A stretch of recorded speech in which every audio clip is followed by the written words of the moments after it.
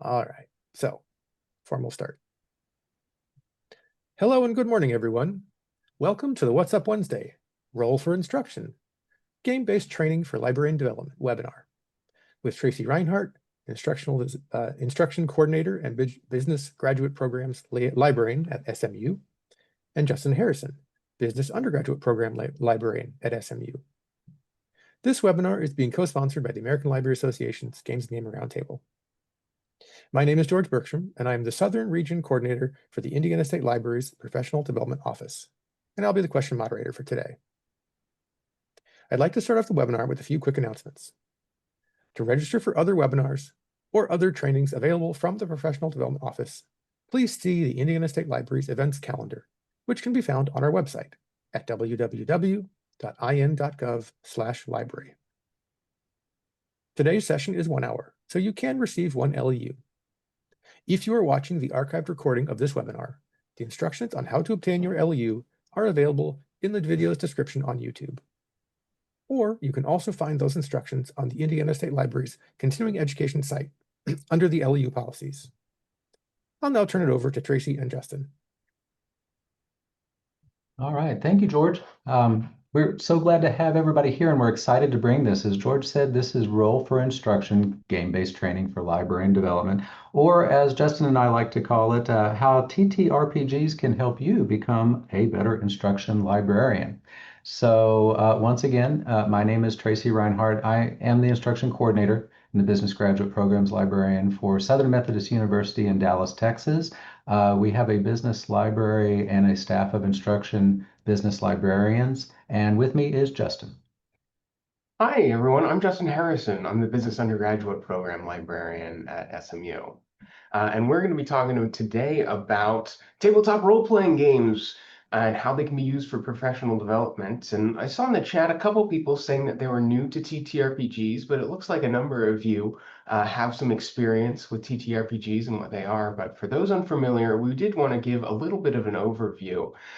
Tabletop role-playing games, or TTRPGs, as we will refer to them a bunch of times, are a type of game in which is supported by a set of rules that are interpreted by a game master or a GM, as they're commonly called. We'll get all of the short acronyms out of the way right here in the beginning.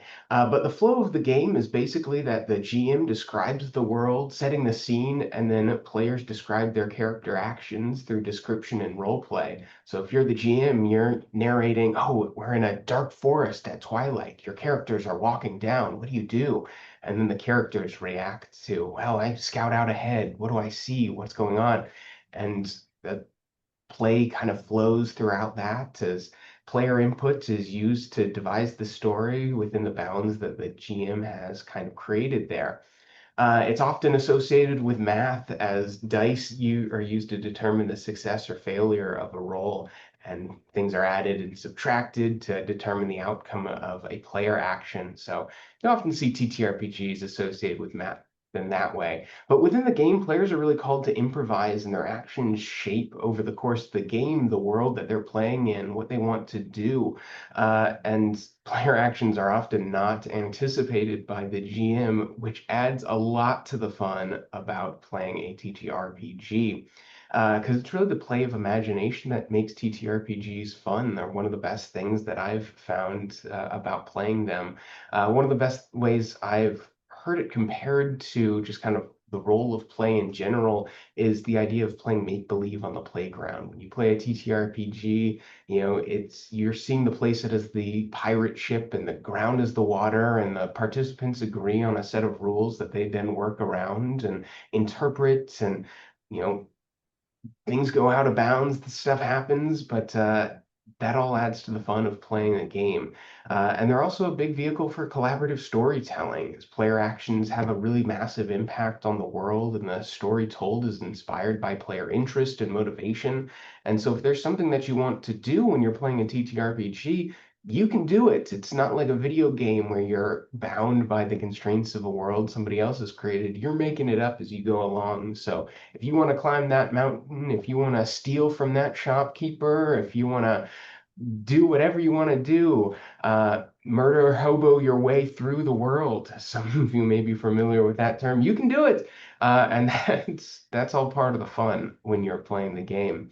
I've played for a number of years, starting in high school, and just it's one of the best ways to meet people and just have a great time and build a world that you want to build there. I know I love him. I know Tracy loves him too. Yeah, absolutely. I like to tell a story and a little bit of a riddle on how long I've actually loved them because as a little kid growing up in the middle part of Oklahoma, a town of about 3,000 people, this tabletop role-playing games allowed me to, discover the Greek pantheon, climb the highest mountains, go to worlds that were fantastical and sometimes, we're even more 007. So we didn't just play Dungeons and Dragons, we did all of it, top secret, Gamma World. I think you guys that have been playing for a little bit can kind of figure out how long has been that I've been playing.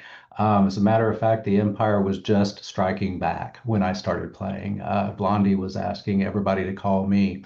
So for the last 47 years, I've been doing, tabletop role-playing game in some various form. And little did I know that 12-year-old me was actually preparing for the job that I have today because the development and the engagement and the pivoting, the improvisation of the tabletop role-playing games scenarios and guidelines has prepared me in my instruction. And there's not really any time that I step into a classroom or manage an event that I don't lend on some of the things and disciplines that I've learned in being able to, just make the moment more engaging and rich and know that I'm not just doing it myself, but the group that is attending with me is also helping me manage through the sessions and the tenets that we want to accomplish when we're in those games.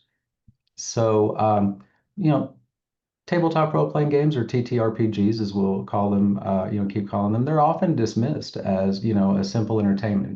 The uh, little kid, had to beg my parents to let me buy the game at the local Walmart when it opened up. Let's talk about, I just want to play the game. But they're also, rich environments for collaboration, problem solving, and learning. So when people play these, they do far more than, follow a fantasy story. They work with others.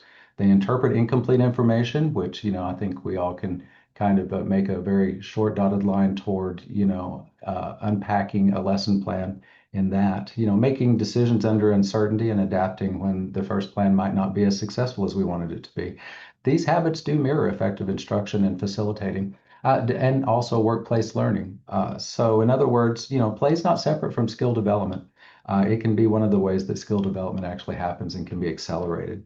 So during a typical TTRPG session, like Justin and I have already talked about, several behaviors that are specific to the instructional design, such as collaborating with the team, addressing problem, practicing information seeking behaviors, and improvising to tell that story and having multiple paths toward the goal of the learning outcome is something that TTRPGs definitely address. And collaboration of course, does matter because teaching is rarely a solo act. Like I was saying, it depends on reading a room and it depends on responding to others and adjusting in real time, having them get the same type of outcome out of it, but maybe traveling different paths depending upon their own learning acumen. Problem solving, of course, matters because instruction requires quick decisions, knowing how to do those. Things such as read the room, understanding, the learner's abilities quickly and being able to adapt for that. And of course, information seeking matters because strong teaching depends on identifying what is needed and keeping that goal in mind, regardless of how people actually come to that conclusion. So this is why Justin and I make the case that TTRPGs deserve to be taken seriously as more than games. They're structured, social, and deeply interactive experiences that ask participants to think critically while co-creating outcomes with others. So for anyone that is interested in these things, instruction, training, facilitation, the development that goes along with that, the combination that this provides is powerful. So again, while we may see these as play, and play is very important, these also function as practice. The TTRPGs give us the opportunities to be able to do that. And so we're not saying that it's the only way to development. We're just saying that it is a very powerful pathway into it. Mhm. Very, very true, Tracy. Yeah, so we see the TTRPG as a major development tool because when you are playing, you're engaging in a number of things that we do every day when we're doing instruction. We're teaching students and connecting with our community. We are engaging in things like lesson planning, practicing group facilitation, and encouraging classroom engagement when we play a TTRPG. And I'm going to put these skills into two frames as I'm looking at these because you can be both the game master, the GM, or you can be a player. And everyone loves to play, and some of us are forever DMs, but you're engaging in these skills no matter which direction that you're going through. For lesson planning, when you're a player, this is the background knowledge that you need to succeed in the game, and it's acquired through reading, video, or description, and occurs before the game starts. I liken it to classroom prep work because it's a consideration of what understanding that you have going into the session. With new players, it sparks a discussion around information overload and how to combat it. If you've never played a TTRPG before, or if you think back to when you first opened one of those big, thick books and go, whoa, what is going on here? That was a whole bunch of stuff. How do I design my character? What are their motivations going to be? How do I play within the frame of the world? And as you go through, you learn, well, this isn't as overwhelming as I originally thought, but I lay out my motivations. I think about what I want to get out of the experience. I consider what I want to accomplish my character-wise when I'm playing the game, and you kind of train your brain to thinking about going into this, what do I want to do? How do I want to succeed? Where do I want to go as you're a player in the game? For the GM, they're responsible for creating the world. It can be a full fantasy world that you're building out for a larger campaign, or just like a single location if you're just doing a one shot trying to introduce new players into the game. But ultimately, it comes down to a question of, when you're designing this world, what do you want your players to accomplish? What are the goals that you have for the session? How are they going to be conveyed? How are you going to get them from A to B? And so the GM's planning that general flow of the session, places to visit, people to meet, or more often with some players, fights. But then they're adjusting the world to the player input as you go along, saying, well, they're not as interested in this, so I'm going to move over here and focus on things that they really want to do, using that player motivation and input to build the session throughout. And as players are playing, they're practicing group facilitation here as well, because one of the great parts about playing a TTRPG is being part of a party. Everyone's got their roles, everyone's got their skills, things that they're successful at, and you learn through playing how people approach problems and how they interact with others. What do they care about? What do they not care about? It's a practice of developing team dynamics as players communicate with others and then are tackling problems as a group, expressing those skills that they have and are successful with. Yes, they're pointing to numbers on a page, but they're also learning to say, well, I'm really good at this, and I acknowledge that about myself, and I want to take the lead right here, and I want to use this to our advantage to help us succeed as a team throughout this.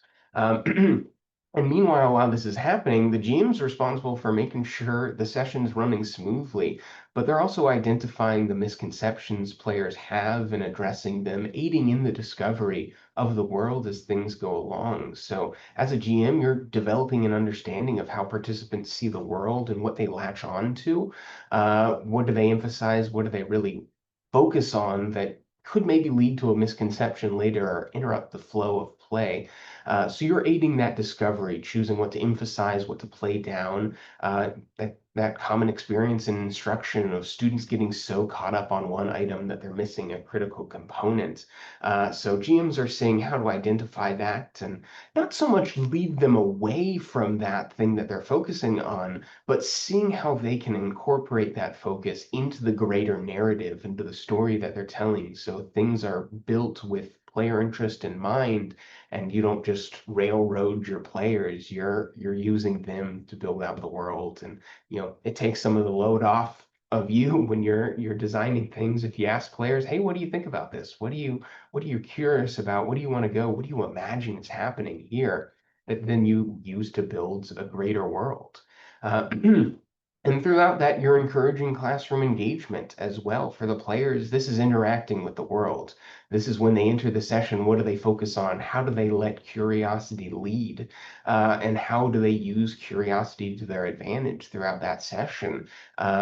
It's that idea of that, when they latch onto a detail and that later, you know, is important. It wasn't important because players saw, or it wasn't important because it was important already, but it was important because players saw that it was interesting. It caught their interest.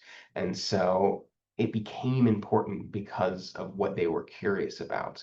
And so thinking about encouraging that classroom engagement, you're building that into there. You're playing with that as you're going along, because if somebody's interested in something, well, they're going to be a lot more motivated to engage with that and learn and grow due to that engagement and interest than they would be if you just say, hey, here's this, go off and do this thing. And so players are seeing that firsthand when they play the game about how it can be beneficial to them. And of course, for the GM, TTRPGs are an effort in communal storytelling. They react to the world, and games require a good deal of improvisation and reacting to player choice to lead that game. So as GMs interact with that interest to build the story in a way that encourages player interest, they are seeing what people are curious about and using that energy to build the tracks that are going to lead them where they want to go. And I say this is not a, derailment of what was going on, what was planned in the session. It's a redirectment of the energy that players have, and using that interest to spur conversation and build engagements as things are going along here. So you are doing all of that when you play a TTRPG. And those are our big buckets, but to put this into the mind of some specific skills that you're engaging with when you play a TTRPG, you engage with strategic planning, you engage with storytelling, improvisation, critical thinking, collaborative problem solving, and project leadership as you are moving throughout the session. In strategic planning, you're devising and executing a strategy and an engaging scenario as both the GM and the players work to create a challenge for the GM, setting the stage for the world. But the players likewise have to overcome that through an examination of the tools that they have available to them and a creative interpretation of scenario. So players are working within the resources that are available to them and around any limitations that they experience to overcome the challenges that are set before them. And this occurs in a single session where an objective is given and you're just doing a one shot and they got to clear out a town of a monster, and how do they go about this? But if anyone's played a longer campaign, then you also know that you usually create some big goals for yourself as you're playing, and larger campaigns can go on for years. So player goals are set and accomplished and reset, and you're thinking about how do we do this as a party? How do we accomplish this, and devise a strategy for doing so as you play the game. And as you're doing that, you're telling a story. And so there's a consideration of what's the story that you want to tell as you're playing this collaborative storytelling game. And so when we instruct as well, there's a story that we're telling, the information that we convey to illustrate the importance of a research skill, and how that story is told has a major impact on learners. So participants in a TTRPG are learning to recognize the important parts of a story and convey them in a manner which is memorable for participants. And the GM does this by describing the world and the interactions players have with NPCs or non-player characters, things that they set up, the story that they want to tell. But the players have this goal that they set for themselves, and they use that interest, as we've been talking about, to guide the story and use that focus to say, hey, this is the direction that we want to go. This is the story that we want to tell as a group together as they go through and play the game. And that takes a great deal of improvisation. Improv is a large part of TTRPGs for both players and GMs as they react to the world, and the GM reacts to those players. So by playing a TTRPG, you're really training your instincts in how to react to unknown situations. Improv is a skill based in listening. You are practicing active listening as you go throughout a TTRPG session, hearing what other people are interested in, seeing how they want to go about doing something, and training those quick thinking skills to support what you're seeing, and use that to motivate the story onward. And that quick thinking improv skill supports instructions. Public speaking, that's a major component there of letting your knowledge and instinct guide responses. Anyone who's been up on a stage and gotten a question from left field and said, whoa, oh, what do I do? How do I answer this? You're improving as you're going through about that. So TTRPGs can help you train that skill, because being a good improviser allows you to be a better instructor as you train your brain in that quick retrieval of information. And as you're playing a TTRPG as well, you're engaging in that critical thinking throughout the session. You know, players are introduced to scenarios that will require well-developed reasoning skills to succeed and deduce the nature of the world and the scenario that they've been dropped into. So they're engaging in that critical thinking to solve complex problems. One of the fun parts about TTRPGs, and I hope you've heard me say that a bunch, of just it's fun. It's solving the mystery of the world yourselves. The GM's creating puzzles using contract language, secrets, intrigue, it's murder mystery to tell a story, and those are the tools that they use, but the players are using their toolbox of critical thinking and reasoning to overcome challenges and mysteries and solve other complex problems as you go through that. You know, if you've played before, you know, you've encountered a puzzle, you've encountered a maze, a word, who knows how many times you've played and gotten suckered by contract language due to those nasty demons from the nine hells. If you're playing D&D, you know what I'm talking about, right? You get tricked. Oh my gosh, I can't believe they got me with that wording right there. And you learn to see it as you play the game and go, I'm not getting tricked by that again. I'm keeping my eye out for that. And that goes into things that you do every day. Much like that practice in group facilitation, you're collaborating when you play to solve a problem. That communication is a large part of TTRPGs. Players exist in that party, not by themselves, and they succeed or fail together. So they got to collaborate to solve the problems that they encounter in game. And I hope you've gotten a sense by now that players are really, when they play TTRPGs, engaging in experiential learning scenarios. These situations may be fantastical, but are really generally rooted in actionable events that can be compared to challenges people face in the workplace. And so how people work around different ideas and preferences and how they approach the scenario and solve a problem is something you encounter as, you know, people are passionate about the ways that they want to go about solving this. And TTRPGs can give them an outlet for that teamwork of building, hey, how do we want to approach this? How do we want to solve this? And they learn to see what other players' strengths are and how they can be best utilized and how that team reacts to problems. What leaps of logic do they take to solve a problem? Hey, Tracy, I can't believe you got from A to C because I got from A to D and somebody else got from A to B, and we're all getting there in the end. And understanding how your team goes about doing this is really a very helpful part about playing a TTRPG and just building that teamwork and that camaraderie and morale as you go through and play the game. And then our last of our skills that we're going to really want to focus on is project leadership, because GMs and players are leading the session in various ways. They both take turns. Yes, the GM may be setting up the world and everything that you have to go through, the whole scenarios that you're going to encounter, but players lead the session as much as the GM does. You know, they are leading through their actions, each member of the party taking ownership of a scenario, guiding conversation, setting the actionable steps that they need to accomplish to solve the scenario and the problems that they are placed into. And while GMs are doing the scheduling and the goal setting that occurs outside of the game to get everyone to the table, that initiative to wrangle 5 schedules and find a time for everyone to actually get together and come in. But once play starts, it's players that are really in charge more than anything else. So everyone leads in different ways, and it's by working together that the goal is reached and the story is told. And so it's a lot of fun to play, and there's a lot of great skills that you practice by playing. But, you know, if you're curious about this, how do you actually go about this? And Tracy's going to talk about that a little bit more. Yeah, I think the things that you discussed with respect to the tenants there, Justin, I mean, I want to kind of bring the point home. Empathy and engagement. You don't just necessarily have to be a game master to be able to get a lot out of this. It's also playing and putting yourself in the shoes of, you know, the group dynamic, I think is really something that helps. You know, kind of think about it from the standpoint of when someone is coming into your workshop or event, or a student is coming into a lesson that you want to present, putting yourself in the shoes of that person and what they may or may not already know, how they actually enter the room, and reading them, kind of actively engaging with their environment helps you to be able to connect with them a whole lot better. And so that's one of the things that we wanted to, kind of press home, so to speak,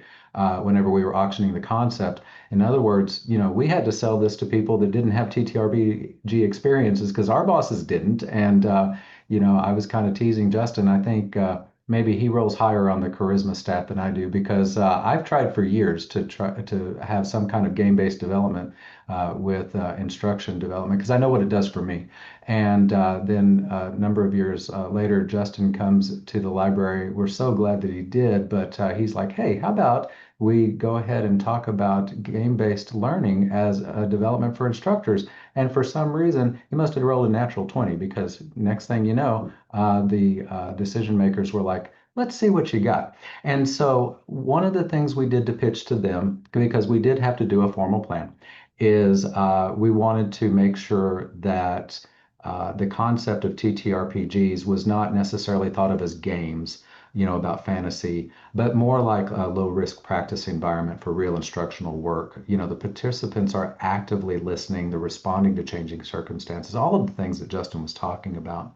And then making that really close connection to the things that instructors need to do, people that manage events, people that lead sessions need to do. The value then is not in pretending to be a wizard or an adventurer, although that's a lot of fun. But the value is in rehearsing these things, rehearsing the communication, doing that adaptive thinking, and pivoting in the moment, depending upon who your audience is. So I think that really helped move the needle. I think that was what was taking this from just concept to action. And then next thing you know, we had a session that was built because we needed to demonstrate to our decision makers the value that this would actually bring. And so Justin's going to talk a little bit more about what we did to, fully convince our bosses that this was necessary as an ongoing development tool. Yeah. Gotta make sure I can swap the slide. There it goes. So once you kind of got people interested, and once we got everyone on the hook, if anyone's been a GM before, if you've just been an instructor, you know that preparation begins before players reach the table.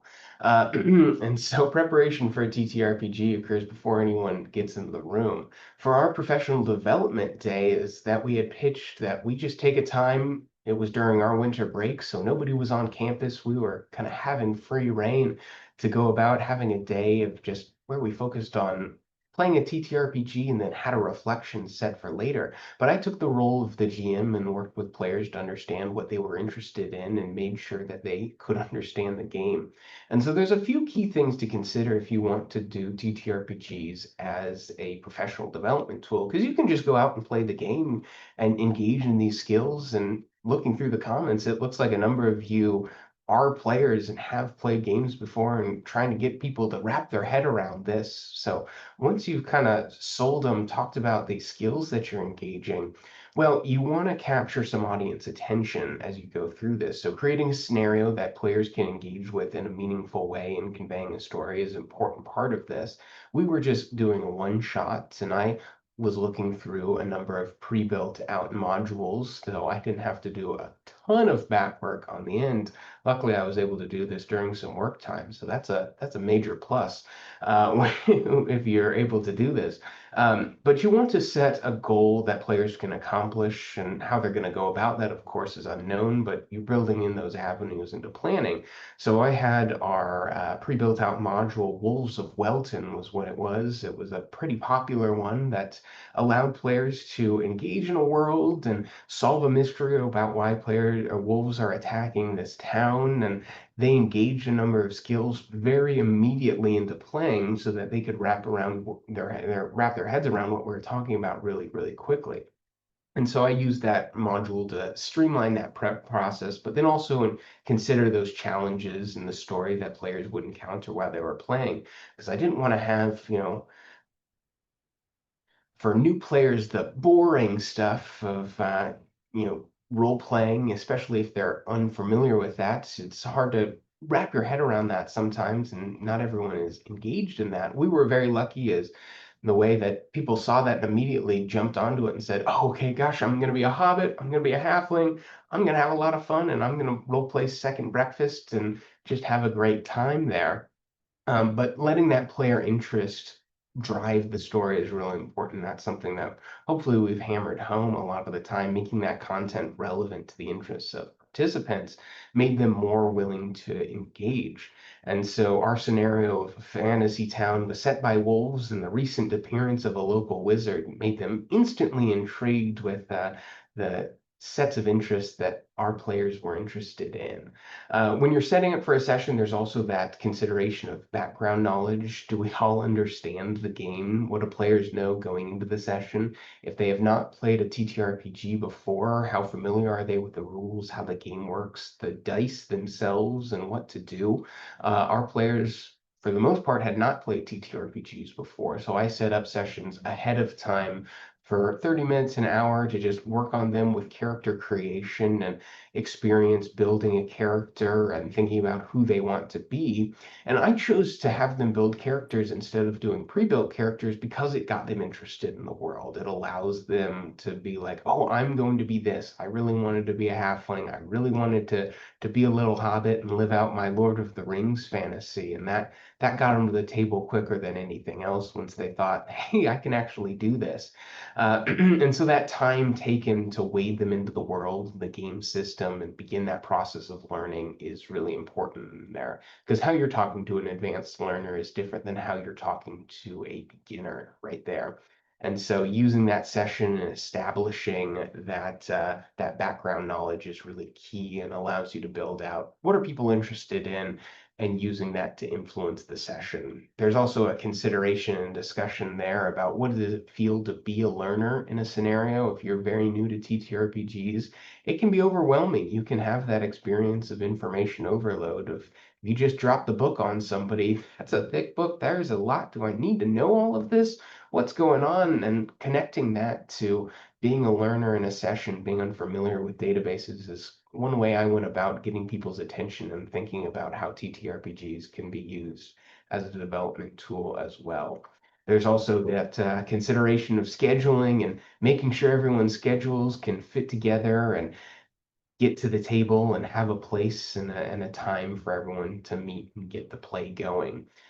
Quality preparation really makes all the difference in the session. You're going to have more fun. Players are going to have a better time if time is set aside to plan and get things really dialed in. You can't expect everything that they're going to do, but yeah, you play and you improvise as you go along, but you have your roadmap built out as you're going through that. Because after you prep, you get to the fun parts, you get to the execution. That's the best part. That's playing. That's letting player creativity reign, getting lost in the joy of the game. So I had a really good time GMing and dropping them into the world and describing them and saying, you are on the path. What do you want to do? And then seeing your boss go, oh, I'm going to do this. I'm going to go fight that. I'm going to go off and do this. I was like, that is not what I expected you to do right off the bat. And we're already having a great time.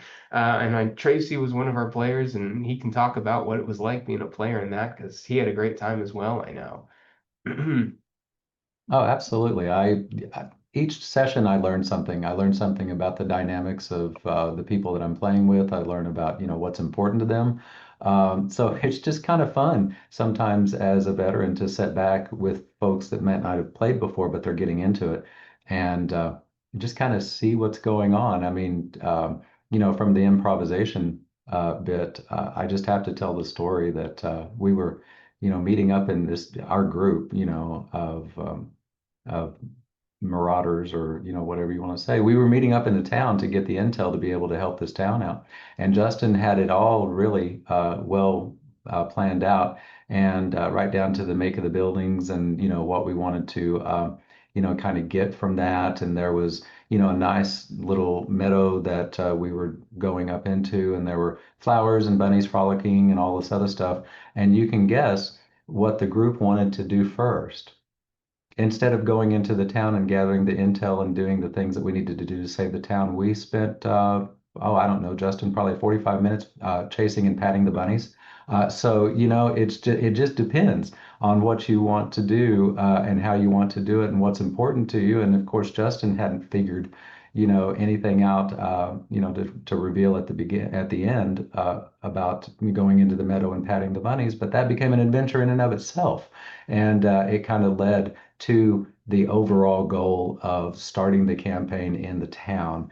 And he was able to masterfully pivot with it. So it's the execution and not necessarily knowing until you get into it how folks are going to respond to incomplete information. It's just a lot of fun. Yeah, very much so. Yeah, the patting the bunnies, the disappearance of the wizard. The wizard had a brother. Players immediately said, he's responsible. It's definitely that person. We need to investigate them. I was like, you guys go investigate him. We'll build out their house. We'll let you do it. But not part of my plan. He just lost his brother. He was sad about that when they found that out, and we're like, oh, we ransacked his house. Ooh, we may not be the best people around, but they played. They had a good time, and you react to the story that they wanted to tell, and it made it so much more memorable for them in the aftermath of that. After everything happened. But after you've played, after you've had a great time and everyone has a good time, well, it's time to reflect. The art of reflection is a critical part of the development process when you're playing a TTRPG, because you need to take that time to consider what you've engaged in and how you can apply it to your work.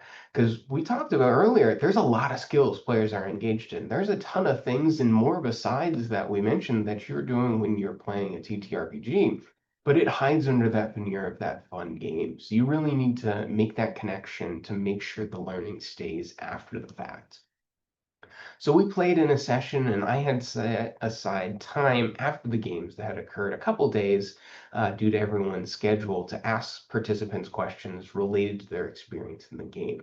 So talked about how they engaged with the act of play, what skills that were they engaged in, what did they not expect going into things about how people had responded to scenarios, and let it stew with them for a little bit to then go about thinking, okay, that is what I was doing. That is how I was playing. I didn't think about it at the time, but after the fact, I really did that a lot throughout the session. That was the general sentiment that we got as we went along.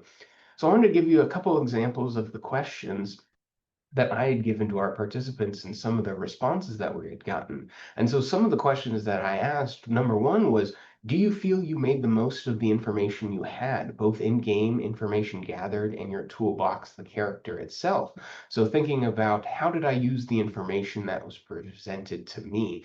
How did I interpret my toolbox? What did I engage with as I was going through the session? So thinking about this idea of how did I interpret information? How was I using my critical thinking skills to engage with the scenario? And so players, as they went along and said that idea of the wizard's brother, well, we made a jump in logic reasoning. We said this, saw this, say, hey, his brother disappeared. We think that's suspicious. I didn't think it was suspicious, but they jumped onto that and said, yes, it is. And we took that, misinterpreted that information right off the bat with how the story was told. And there's a number of factors that contribute to that, but thinking about how they made that leap in logic when they were playing allowed them to connect with that critical thinking component of playing the game. Another question that I asked was on being called to improvise in instruction, reacting to a question, something unexpected throughout a scenario or through an instruction session, and how they feel they connected their improvisational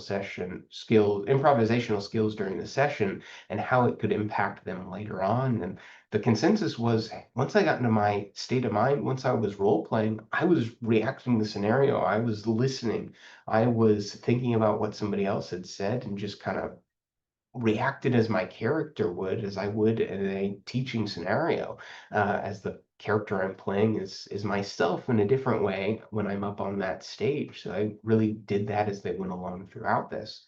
And then the final question I asked to them, well, and I'm going to give an example of here, is how they felt they all communicated with each other to gather information and come to a decision. And like I said earlier, when our boss charged in and said, I'm going to go do this, I have this information, this is what I've come to, this is my decision, everyone was like, I did not expect you to go do that. You are, a little mild-mannered. You got the opportunity to let loose and be a little bit of a barbarian. And they were going at it. They were happy to jump in the fray right off the bat and just led to that understanding of like, that's what they would do in this scenario, and they're presented in. So building that team camaraderie and that understanding of how their coworkers worked was a very interesting part of the session. So taking that time to consider and put everything together is a really important part of using TTRPGs as a development tool at the end of the session, because even people with lots of experience playing who participated felt that that time taken to be cognizant of those engagements made a big difference in how they saw the game and how they applied it in their work later on. So drawing those connections with what they engage with after the fact is a very important part.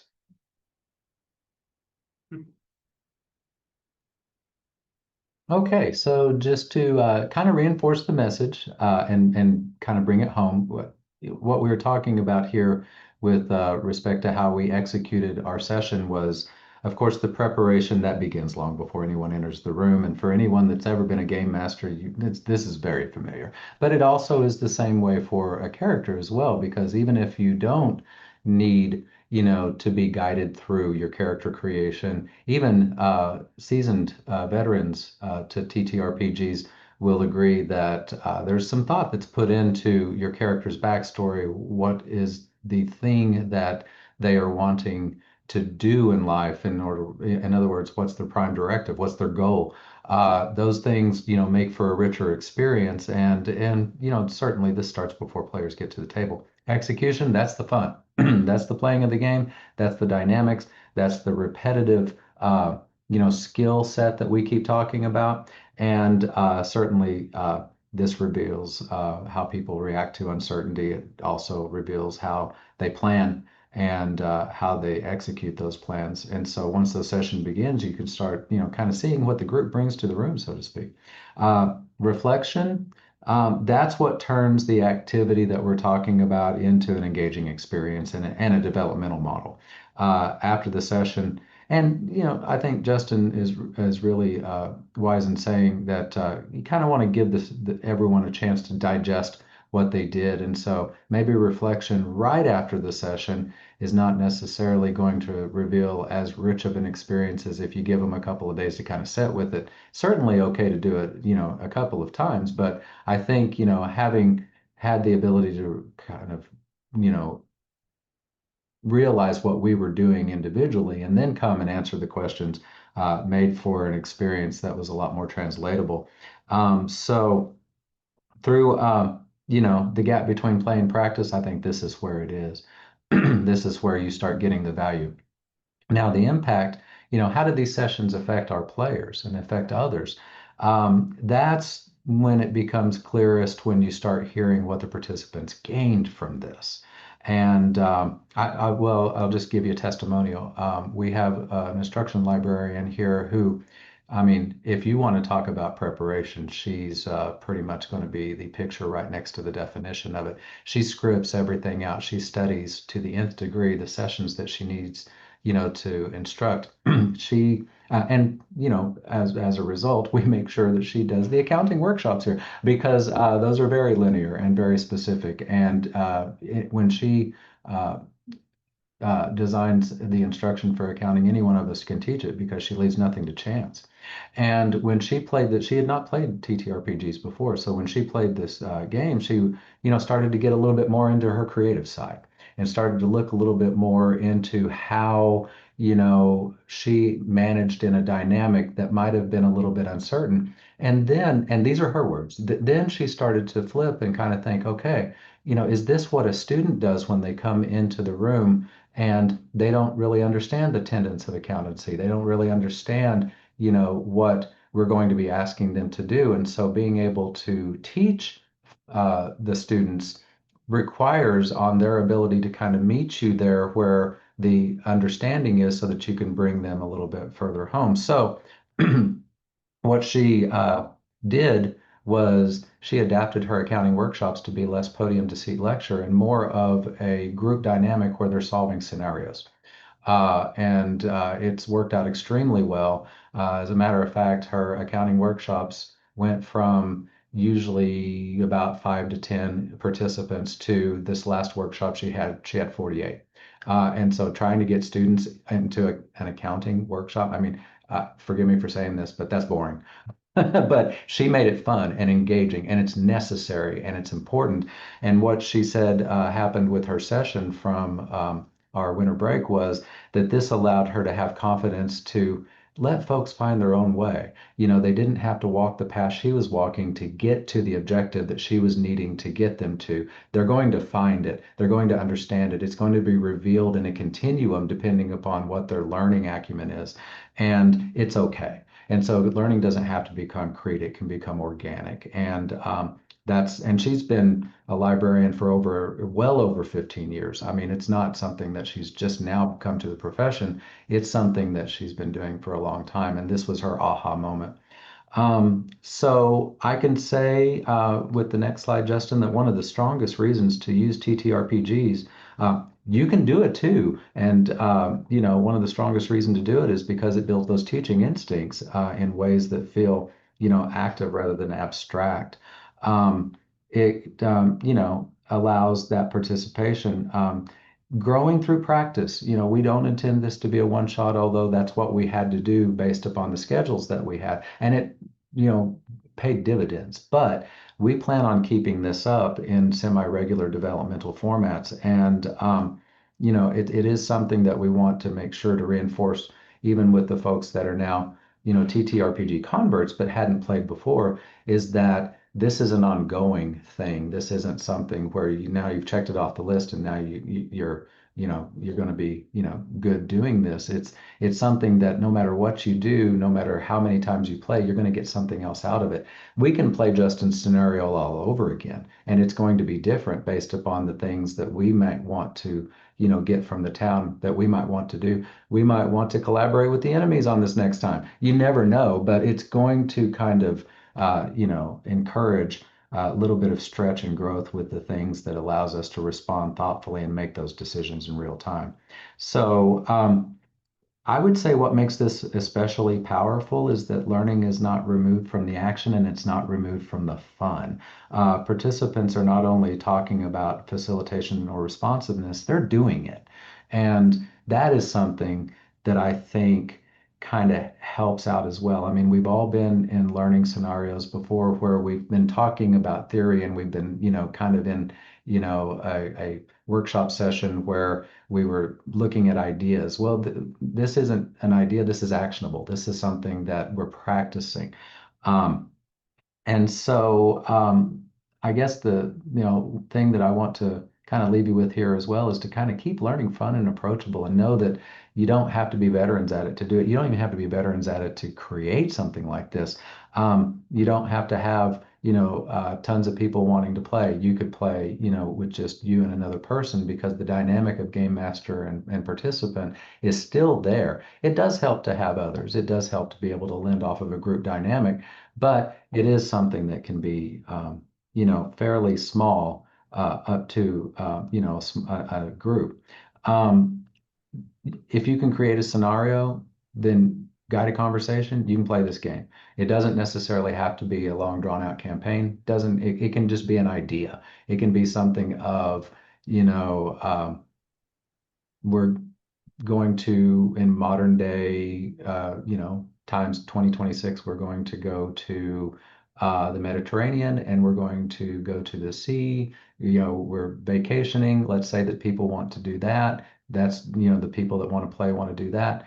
And then as a game master, maybe you go ahead and throw in the Loch Ness Monster in the Mediterranean. And now you've got a campaign. It's just that simple. You don't necessarily have to have something that's long and drawn out. You just have to have something that is a story prompt, and then you react to that story. So If the one thing that I want to say is, to leave it here is that, TTRPG inspired learning, it's not just innovative, it's accessible, it's adaptable, and it's just, only limited to your imagination and to your experimentation. One thing that I do like to do is kind of leave with a couple of quotes. So, Albert Einstein, his favorite quote was, "Play is the highest form of research." And so when we play, we kind of let ourselves be comfortable. When we're comfortable, then instruction and learning gets the best of us. Diane Ackerman, I'm sure you guys know Diane Ackerman as a poet and essayist. A Natural History of the Senses is one of her best-selling books. One of her favorite quotes is, "Play is our brain's favorite way of learning." So it allows us to relax, unlock, and receive potential. So I say just jump in and do it. That's the best advice that I can give. For sure. Just go out and play and have a good time, and the learning will follow. Mhm. Yeah. Final things we have on our slides right here, a couple resources that we thought are very helpful for thinking about the skills that you engage in when you play TTRPGs and what's going on there. So those are linked there. And we have some time for questions, and it looks like there's a number of those in the chat here. And I think I'm going to stop sharing and we can look at those all together. Yeah, this was great. Tracy and Justin, thank you very much. We did have several questions, and as we go on, I encourage anyone else to drop more in the chat if you'd like, but I will go through the ones I've got already. First, I'm going to read off the ones that I'm almost positive you answered fully and completely, but I'll just read them to you so that the person in chat knows I saw them and that you have a chance to respond if you feel like you need to add anything more. One was, which module did you use for the training? And someone actually found it and dropped a link in chat, so I think that one is good. Mm-hmm. Do you have a list of the reflection questions? And then you went through them. So I think that one's covered, but if the person who put that in wants more clarity, they can let us know. Have you used this method with non-gamers or though for helping with their learning and instruction? And you kind of covered that, I think, although again, feel free to add more if you'd like. And then I've got a few that you maybe touched on a little bit, but maybe didn't quite hit exactly what the person was asking. So I'll give you some time here. Did you do a session 0 or other similar? And I know you talked about working with the people who did not have experience, but did you have sort of all of them together in a traditional session 0, or was it more individualized? Or It was, I wouldn't say it was a traditional session 0 where we talked about what they were very interested in overall. It's that playing around multiple people's schedules. So did a couple where it was just like one-on-one. We did another where it was like 3 people in the group. And it was more of a session 0 in the way that character creation was made. So there wasn't a discussion about the world or anything else that was going to be built out. At that time, I don't believe I had settled on that module, that pre-built out one. I was still looking at some multiple ones and thinking about what skills that they would engage with. They're, directly being visible in there throughout the scenario and what would kind of play best to their interests. And so we didn't talk about the world so much, but it was a session 0 in the sense that we went over character creation and what they need to do and who they could be and what they would think about their character as being. great. I think in the interest of time, I was the plant. I was the one that was the veteran gamer. And so when I played, I was not just playing as a player, but also kind of playing as someone who was to help folks become more immersed in their character and their play. And there was a little bit of tentativeness at the beginning with the people that had not played before.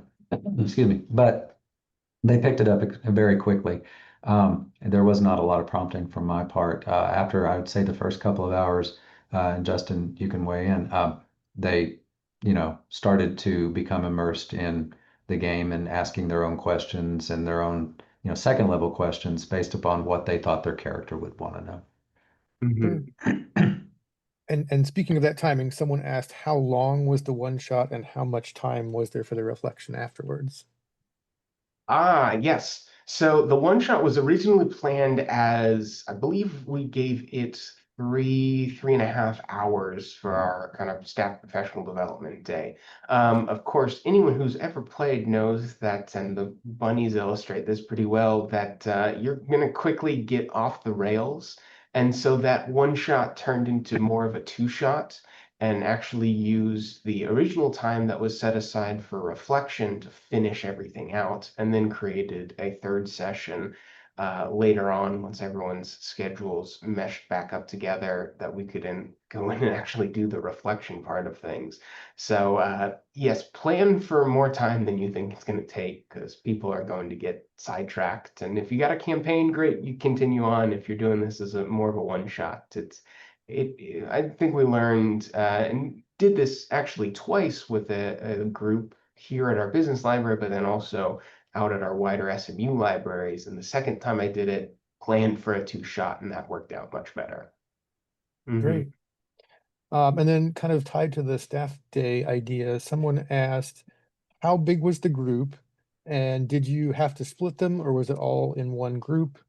And they mentioned that they have 18 staff members. So the chat was very helpful in helping them figure out how to divide that up because 18 seems ridiculous, but how big was Yeah. your Yeah, our group was, how many did we have at that time, Tracy? It was five, 6. six of us? Yeah, Mhm. 6 of us. Well, including you. Including, there we go. 5 Yeah. players, yeah, one GM. Yeah, Mhm. and that I think was the most common suggestion for that person was if you can find 3 GMs, have it be 3 GMs and 15 players at 3 tables. So Mhm. Yeah. okay, what else do we have? Reflections. Oh, someone was curious about how you might adjust things or present it for user access or circulation staff, especially those who are not gamers.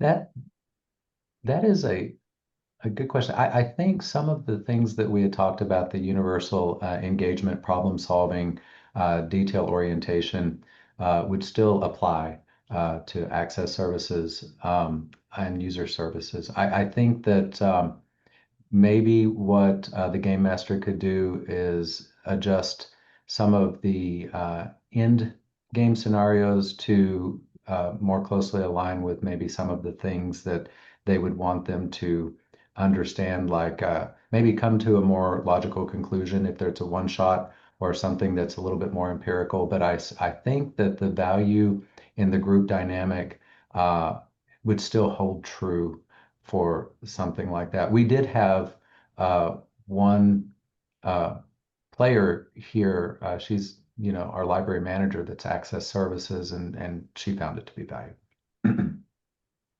Great. Okay, I think I've got most of the questions. If you had a question and I've missed it, feel free to repost it as I kind of go through my list. We're getting close to our of the hour, so I will state that if you all need to duck out, that's perfectly reasonable. If Justin and Tracy have some time, we can stay for a little while and continue answering questions, but everyone be assured that that'll be in the recording if you do need to leave. As a reminder, the webinar was recorded. Once it's processed, I will be sending out the link to everyone, and it will go up on our YouTube and our archive webinars page.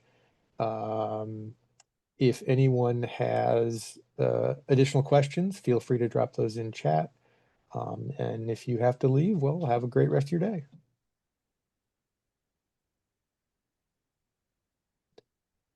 Okay, I am mostly seeing thanks and no additional questions, so I guess we can stop the recording, Lisa.